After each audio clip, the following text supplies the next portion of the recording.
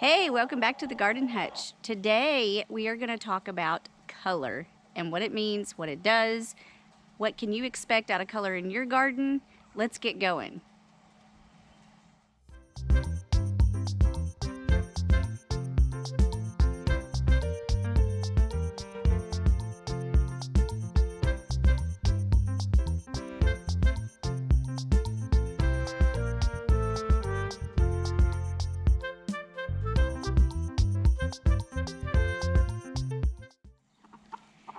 So our old garden has a lot of color. If you haven't noticed in the last few videos that we've shown you, you've seen a pop of every color you can imagine. And today we just wanted to break that down and explain why we have all the variety of color in the garden, what it does, what you can expect out of those colors, and how to continue to have those beautiful blooms. So let's take a look at the old garden first. There's a lot of color in there. So the first thing I wanted to talk about is this outer perimeter bed. This was my goal, to bring in a lot of color this year. Last year we didn't have the variety, which means we didn't have a lot of pollinators coming in, and that is the first thing that we're going to discuss. Why do we need color? Number one, it's to bring in all the pollinating insects that you want to hit on all of your veggies, to make sure you get enough pollinators in the garden to help produce the best fruit. So of course, a lot of those flowers that you expect to see in the garden are marigolds, zinnias, calendulas. Right here we have some calendulas. A couple of them are starting to open. They're really pretty. And the one thing you can notice is how vibrant the colors are. And the one question about the vibrancy of the colors is why? Why do you want them to be as vibrant as they are?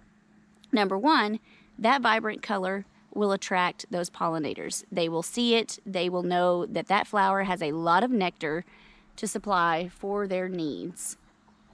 We'll take a step into the old garden so I could show you a little bit closer the colors that we have available and talk a little bit about our companion planting. So over here in the first bed, I have interspersed some marigolds and zinnias. These are two of the best pollinating plants to have in your garden.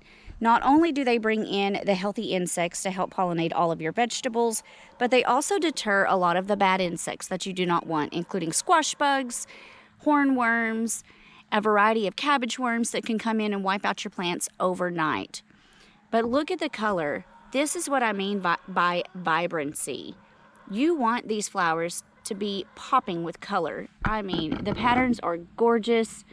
You will see all the marigolds are in full bloom. They are getting new buds every day. This thing started out as a little tiny seedling that I had planted in the greenhouse, and it turned into this gorgeous budding bush of color. But up next to that, you can see our zinnias. These are one of my favorites. They go great in cut flowers as well. The more you pick, the more will bloom. And you can tell there's magentas, there's whites, there's like bright, vibrant pink colors. In here, you can expect a lot of hummingbirds, butterflies. I have saw several butterflies today hitting on these flowers, and they were just everywhere. But I wanted to share with you the value of having these here. It is bringing in those pollinating insects. My green beans down there are blooming. So not only are they going to come over here and touch on the flowers, those pollinating insects are going to go over there and touch the flowers and pollinate my green beans. So I will continue to get veggies off of those beautiful green bean bushes. Another great pollinating plant to have in your garden are cosmos. Cosmos are prolific. They will take off and they will have so many blooms day after day after day. And you can tell these things are just beautiful, and they're big. I mean, the big, beautiful blooms all over the place. Butterflies and hummingbirds love this too. I've noticed our honeybees coming in the last few days. Right behind that is the petunias. These actually self-seeded. I had planted a few petunia plants in here about 2 years ago, and this is what it's turned into. Now, granted, it is taking over my loofah bed, But as soon as these start dying off, my loofahs are going to be big enough that they're going to actually take over that whole trellis. So these won't actually be in the way. And I'm just going to let them go because this is the first stop for our honeybees. When they're in this garden, they are all over these petunias. Last year I did have more purple in here. This year there's a little bit more white. And I think over time, because they are self-seeding, they kind of lose that vibrancy in their color.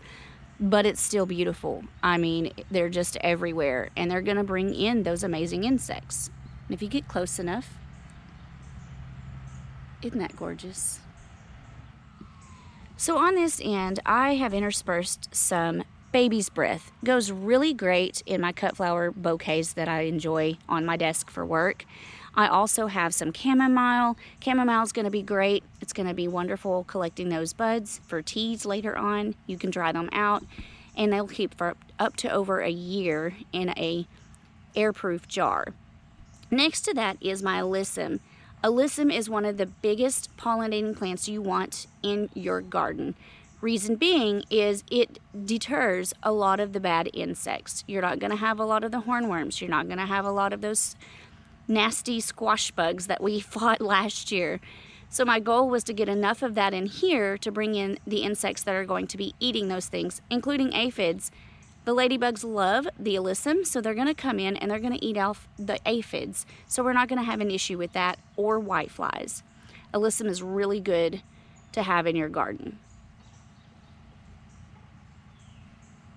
Last year I struggled a lot with my dill. I had a lot of caterpillars come in as soon as the fronds would start blooming and setting their heads for me to use for my pickling.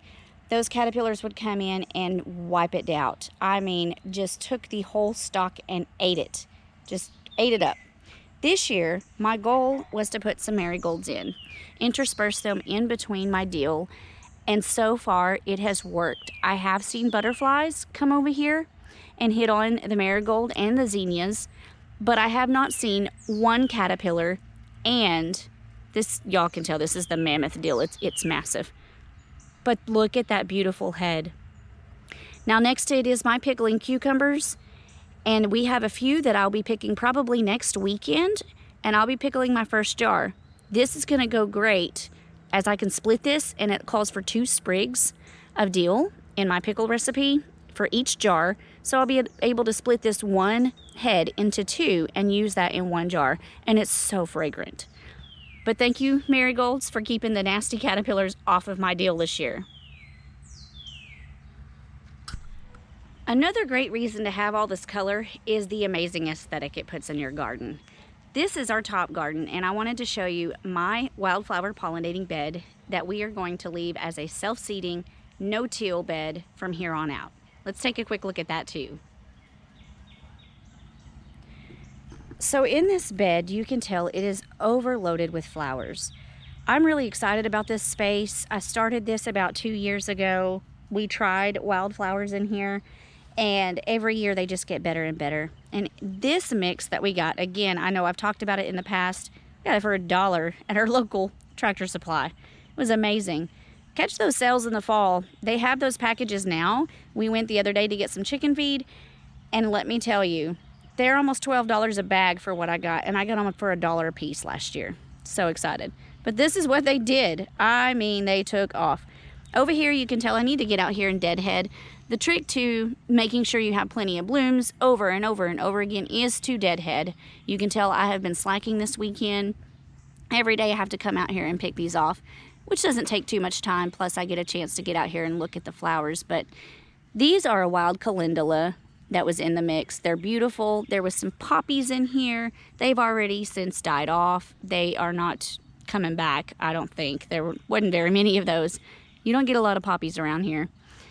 But this thing is full of cosmos. And I don't know if you can tell. Oop, it got on me. There was a spider. I'm not a spider fan. But these cosmos are just gorgeous, and they're loaded full of blooms. And it's just amazing. I come out every day. There's a new color that opens up. I'm waiting to see. I don't know if there's ever been any yellow cosmos. I haven't seen a yellow cosmo. Yellow's really pretty. It does attract a lot of the pollinating insects. It's a great color to have, especially red. Red is a really good color too. But these cosmos, I mean, the patterns on them are just ridiculous. Like, I just can't get over this. It's so wild. Look at that. This is a traditional black-eyed Susan. It's a wildflower that comes up in the big garden at the other end of the property. I did some wildflowers in the bottom of bed down there about 3 years ago when we first put that in. They self-seeded, and what really self-seeded was that black-eyed Susan. And it's all over the place down there, blooming like crazy. We're going to keep that space for just wildflowers, so our bees will have somewhere to go when all those early blooming plants die off. But I just wanted to take you on a special tour of the color in our gardens and my favorite space in this garden. And there's also some wild marigolds. I don't know if you could see those little yellow flowers right down there. They're so cute and so tiny. There's red clover in here, zinnias that are going to be coming up, some sunflowers. This mix was prolific and it was amazing. So 3 things to remember if you're going to have a garden. Number 1, bring in color. Number 2, make sure it's companion plants that do well to keep out the bad insects. Number 3, enjoy your space. This is just amazing what we have going on here. We're so thankful that you joined us for our week 22 of the Garden Hutch. And we'll just sit out here and enjoy these flowers and all the butterflies that come along with it. So next time we join you, it's going to be a little bit different. I'm going to show you some other things that we've got growing along. I'm super excited to share with you what's coming up, especially my pickling. Favorite thing to do. But we appreciate you all. If you haven't already, please hit that bell icon so you can get reminders of our new content that we put out every week. Subscribe if you're interested so you'll get those notifications saying, hey, here's another video. We enjoy you all, and next time we hope to share some good news, and we'll keep moving forward. Catch you on the flip side. Peace.